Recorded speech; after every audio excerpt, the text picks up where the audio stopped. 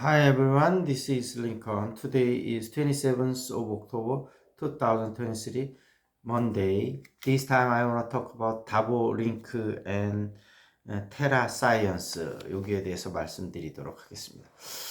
좀 세력 관련 주식들이라 조금 조심해야 될 주식들이고, 근데 이제 이런 거에 대해서도 우리가 조금은 알아야 될 것 같아요. 그래야 우리가 또 대처가 가능하고, 여기 이제 저희 재테크 모임에서도 다보링크가 앞으로 좀 괜찮다고 하는 이야기를 들었다, 이런 이야기를 한 분이 하시더라고요. 그래서 다보링크가 과연 어떤 회사고 앞으로 어떻게 될 건지 그렇게 좀 말씀드려 보도록 하겠습니다. 다보링크는 와이파이 공유기 회사고요. 기업이나 공공 기관에 이런 걸 납품하고 있는데, 나름대로 그 업종에서는 기술력은 좀 있습니다. 매출은 보면 2020년에 635억, 2021년에 775억, 2022년에 649억. 그래서 큰 변동이 없이 한 600억에서 700억 사이 매출을 하는 회사고요. 뭐 매출이 뭐 지속적으로 성장한다든지 이런 섹터는 아닙니다. 영업이익은 2020년에 55억, 2021년에 3억, 2022년에 마이너스 29억. 그래서 거의 이제 보면 뭐 영업이익을 좀 낼 때도 있고 못 낼 때도 있지만 거의 뭐 브레이크 이븐 정도다, 이렇게 보면 될 것 같아요. 부채 비율은 99.8이고요. 근데 이제 여기 어떤 이슈가 있었냐면 10월 달에 그 테라 사이언스라고 요게 이제 원래 고압용 유압 관이음새를 뭐 건설, 조선 이런 쪽에 쭉 납품하는 회사고, 규모는 그렇게 크지 않습니다. 1년 매출이 한 228억 정도 하는 회사니까요. 이 회사인데 최근에 이제 그 염화 리튬 추출, 뭐 최근은 아니죠. 이제 좀 됐습니다. 그러니까 결국은 2차 전지 그 바람을 타고 뭐그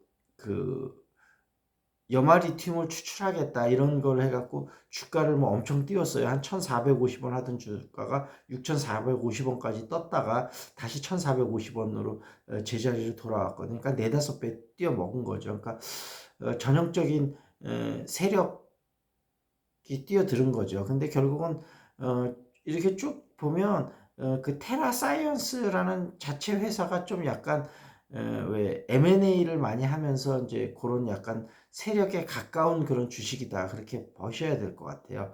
그래서 이 회사가 이제 다보링크를 인수를 했습니다. 289억 9,755억에 인수했다고 하는데, 아마 다보링크 갖고 또 이렇게 좀 장난을 치지 않을까 싶습니다. 그래서 뭐 이게 AI하고 연관된 회사다. 근데 사실은 AI하고 거의 연관은 별로 없습니다. 근데 인수하자마자 뭐 150억 전환사채 발행하고 100억 유상증자하고 이러면서 뭐 주가를 띄우기 위해서 또 여러 가지 작업들을 하는 것 같아요. 그래서 결론을 말씀드리자면 이게 뭐 중장기 투자할 종목은 아니고 세력이 뛰어들어서 아마 좀 몇 배 올릴 수는 있을 것 같아요. 일단 금요일 날은 2,390원, 3.46% 올랐고, 지금 1,300원에서 2,500원 박스권에서 움직이고 있는데, 분할 매수를 조금 들어가서 한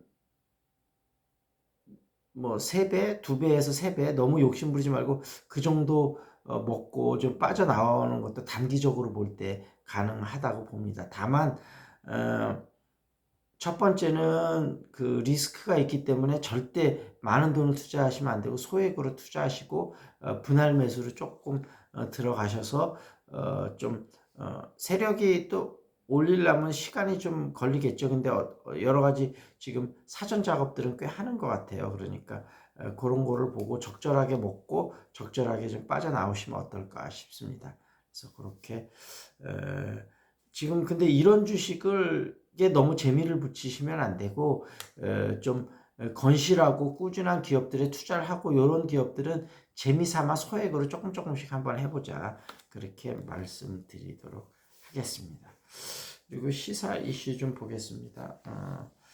군사력은 미국 우위, 미중 패권 시대, 공급망은 미중 비슷하다. 그러니 첨단 핵심 기술 분야는 미국 우위, 경제력 분야에선 팽팽한 대립이 예상이 된다.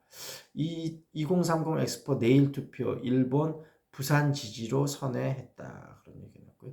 김기현 국정원장 1, 2차장 모두 교체했다. 윤 대통령 파리서 귀국 당일 당일했다. 후임 국정원장인 김용훈 거론되고 있다. 이 국정원장이 뭐 얘기를 쭉 들어보니까 그 한쪽은 국내, 한쪽은 해외 이렇게 해서 좀 세력 다툼이 좀 치열하다고 해요. 근데 여태까지는 국내 파트가 아무래도 좀 많이 좀 장악을 했다고 하는데 뭐 하여튼 그런 이슈들이 좀 있었고요. 정윤회 리스트 내용 황당한 소설에 불과하다. 박근혜 전 대통령이 그렇게 밝혔다 그러네요. 날 탄핵해도 언론 정상화 기차는 간다. 이동관 방통위원장 그랬고요. 경제 이슈는 내년 상반기 만조 8조 5대2 냉기죠. 홍콩 ELS 폭탄 터지나 그런 얘기 나왔고요. 삼성 사전당 인사 앞당긴다 그랬고요. 내달 6만 가구 밀어내기 분양한다 이런 이슈 있었고요. 새 PD의 미식기행 목포편 한번 보겠습니다. 여기 이제 이런 이야기가 나요. 출장을 다녀봐서 다른 도시와 금방 비교가 되는데 목포만큼 오래되고 독특한 개성을 지닌 음식들이 한 곳에 집중되어 있는 곳은 없어요. 부산 정도가 있을까? 부산의 음식 문화는 한국 전쟁 때 각지에서 몰려든 피난민들 때문에 가능해진 것입니다. 하지만 부산은 워낙 넓죠. 인구 30만 가량의 작은 도시는 목포가 유일한 것 같아요. 우리가 방문한 식당 주인들과 이야기해보니 음식에 대한 고집과 신념이 강한 분들이 많았는데 특히 대청 만두집 부부나 중화로 주인이 기억이 많이 남나요. 만들기도 힘들고 남는 것도 적은 음식인데 자긍심은 다른 어떤 도시 유명 식당 못지않습니다. 목포의 명물로 자리 잡게끔 관심을 가지면 좋겠습니다. 이런 이슈들 있었습니다.